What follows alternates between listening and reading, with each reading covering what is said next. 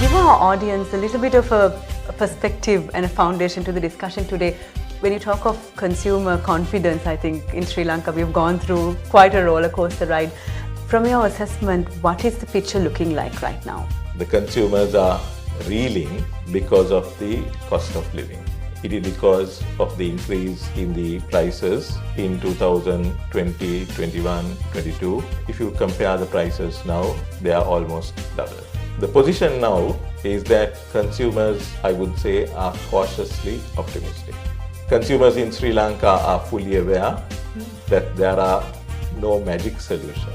There would be an adjustment in the taxes, and the government will find other ways to raise revenues to compensate it. We could expect some adjustment in the income taxes and the slabs. Consumers are expecting that, and some reduction in the value-added tax on essential items. We have also seen that the certain sectors have grown over the last 2 years. The tourism sector has recovered. Yes. Export sector has recovered to a great extent. The export of services has recovered.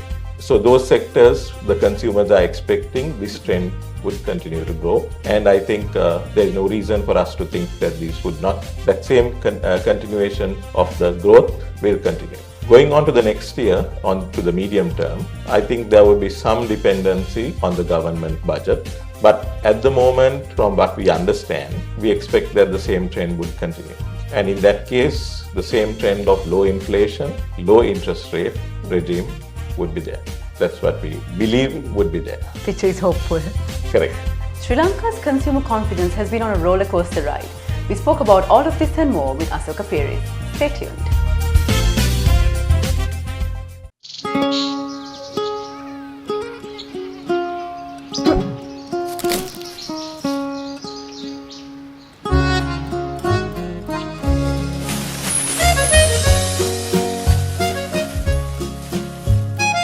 Some bonds give more returns. Get more security and more interest on your fixed deposits from Sri Lanka's largest finance company, LMDtv Finance.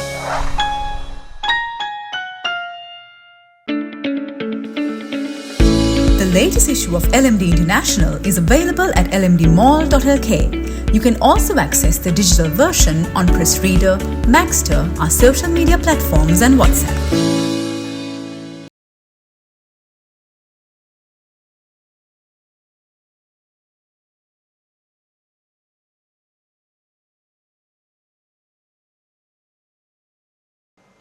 Hello and welcome to LMDtv.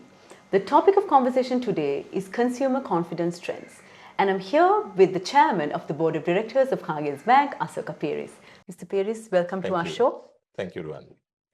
To give our audience a little bit of a perspective and a foundation to the discussion today, when you talk of consumer confidence, I think in Sri Lanka we've gone through quite a roller coaster ride. From your assessment, what is the picture looking like right now? So let me say that the correct word to use is reeling. The consumers are reeling because of the cost of living. If we look at it, it is because of the increase in the prices in 2020, 21, 22, where now, if you compare the prices now with the prices of 2021 or 20, then they are almost double. Although I must say that since then, the inflation has come down. Inflation has been at single digits for the whole of this year. If you take last month, the inflation is zero or negative inflation. So to that extent, the inflation is coming down. But because of the past increases, the consumers are affected. They are also affected because of the increase in the utility cost and the value-added tax, which is also there in the price indications. On the income side, they are also impacted because of the increases in the income taxes. Of course, we recognize the fact that these were required in order to balance the government's budget. The position now is that consumers, I would say, are cautiously optimistic. Consumers in Sri Lanka are fully aware that there are no magic solutions Yeah. to this problem. Fortunately, they are aware. So they are not expecting magic solutions, but there is a cautiously optimism that there would be an adjustment in the taxes, and the government will find other ways to raise revenues to compensate it. So we could expect some adjustment in the income taxes and the slabs. Consumers are expecting that, and some reduction in the value-added tax on essential items. We have also seen that the certain sectors have grown over the last 2 years. The tourism sector has recovered. Yes. Export sector has recovered to a great extent. The export of services has recovered. So those sectors, the consumers are expecting this trend would continue to grow. And I think there is no reason for us to think that these would not, that same continuation of the growth will continue. And under the theme of cautious optimism, if we look at the inflation rate, like you said, it's good news on that front. Do you think inflation and maybe interest rates also will continue this? If we, like I said, the inflation was single digits, Yes. and the interest rates are also now almost around 10 to 12%. We can expect these to continue possibly, if you look at the next 3 months, short term. Okay, yes. We can expect that these will continue, barring, of course, something unexpected happening in the world, like, say, the Middle East conflict going totally out of proportion. Of course. Barring that, we could expect in the short term the inflation and the interest rates to continue.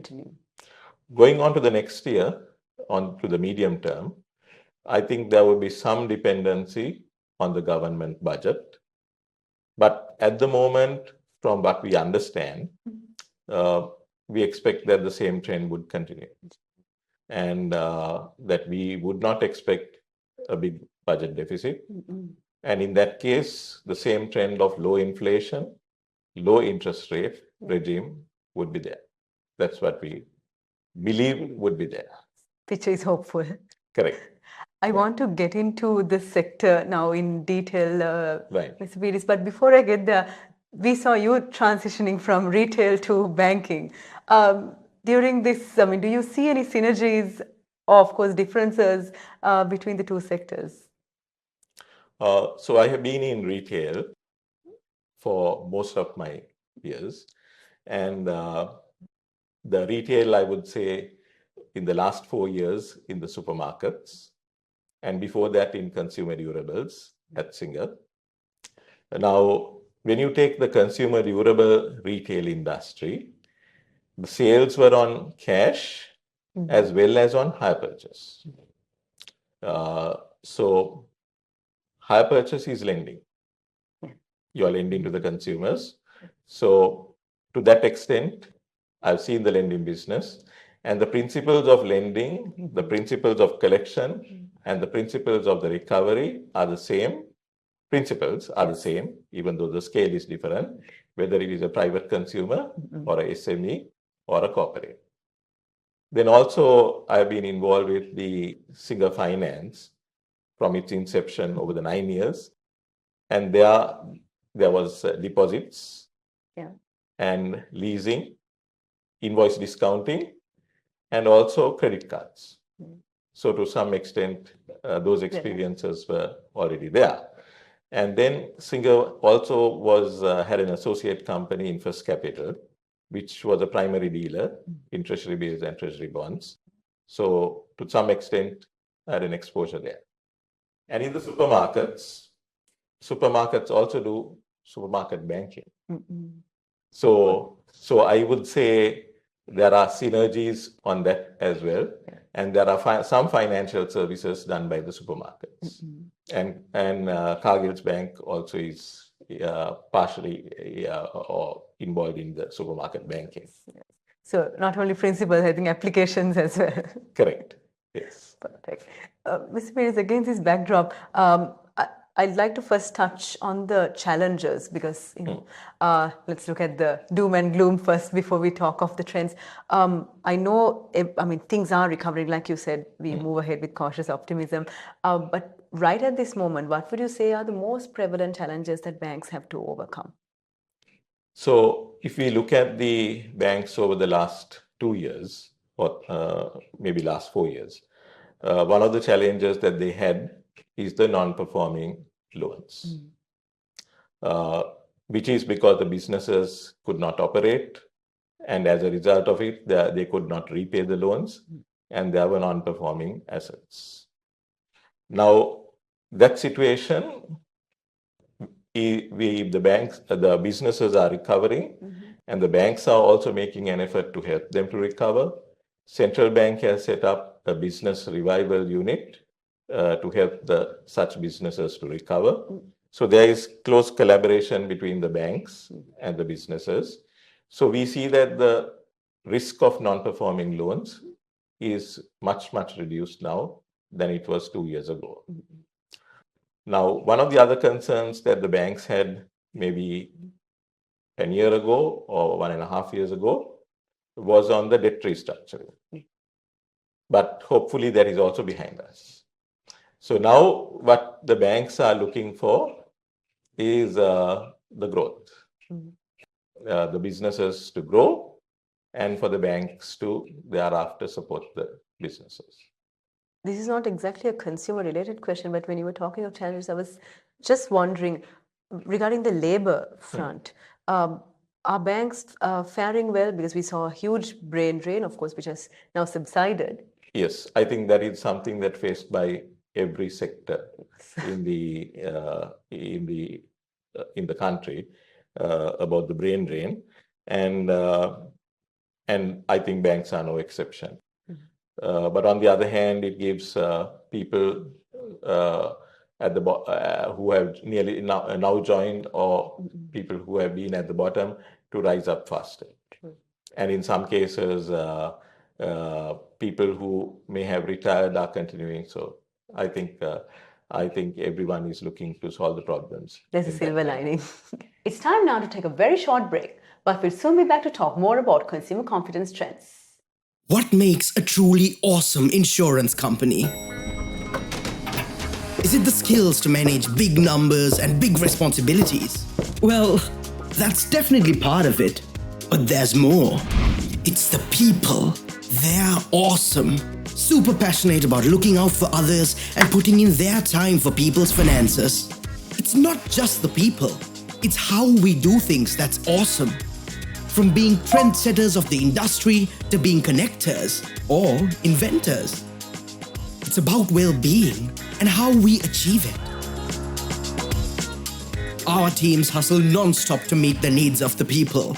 That's why we're on the rise. But it's not just about how we do things either. It's about how we improve things. Helping our clients thrive in a world that's full of awesome goals to achieve. Making the maximum out of the minimum. But wait, there's more to it. There's one last thing that truly makes an insurance company awesome. It's that we care about our people and our customers. All of this combined, it's been a pretty awesome year. And we're excited for tomorrow.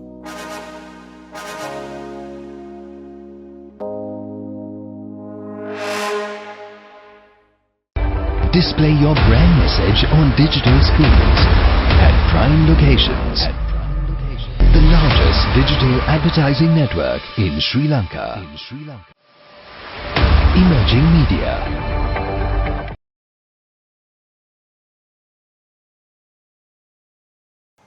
Welcome back to the show. We're in conversation with the chairman of the board of directors of Cargills Bank, Asoka Pieris. So, Mr. Pieris, like you said, the challenges are slowly but surely being overcome, and the picture is looking good. Can we move on to talk about the trends that you're seeing in the sector right now that banks can actually capitalize on? So if we look at sector-wise, we can see certain sectors like the tourism improving. And there is a lot more opportunity in the tourist sector. So there is some area that the banks can actually finance more. And here the tourism is concerned. The tourism is also across all levels. And I'm also a believer that it should be like that, because when you get, say, from the backpackers to the very top, they are serviced by different segments of the society. And the backpackers help people in the grassroots, to the people who are letting out their homes, and people at that level, to the three-wheel drivers, and all of them. So, so tourism is one area that can grow. Apparel exports and the service exports have grown, but I believe that the service exports have much, much more potential. Yes. Because one of the questions that I ask people who, IT people who want to go overseas, I say, why are you doing that? Because you can sit in Sri Lanka, and enjoy Sri Lanka's lower cost of living, and earn in dollars. So I believe that that's an area where there are opportunities. And then, of course, certain sectors, the import sector is somewhat at the moment challenged, and the vehicle import sector is quite challenged. But I believe that these areas will recover as time goes on. There are also things that people need to focus on and find new opportunities. Now, if I take as an example the Nine Arches Bridge. Today we tell any tourist who any foreigner who comes, where do you want to go? Nine Arches is one of them. But Nine Arches has been sitting for 100 plus years, and nobody noticed it as a tourist destination. And all of a sudden, it is the place to go, or one of the places to go. So like that, there would be lots of hidden gems that people need to uncover, and businesses need to uncover, and then the banks can support them. Yes. So, do you see, I mean, banks are, I would say, dependent also on the investments that happen, but anything that the banks you think can drive in terms of spending or in terms of investments? Currently, the lower interest rate, and of course the support that the banks can give to the various businesses in the form of advice, and as well as anybody who starts a business needs to know that there are ups and downs in a business.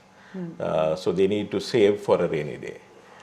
People who have been through business cycles, I have been through 4 business cycles as a CEO.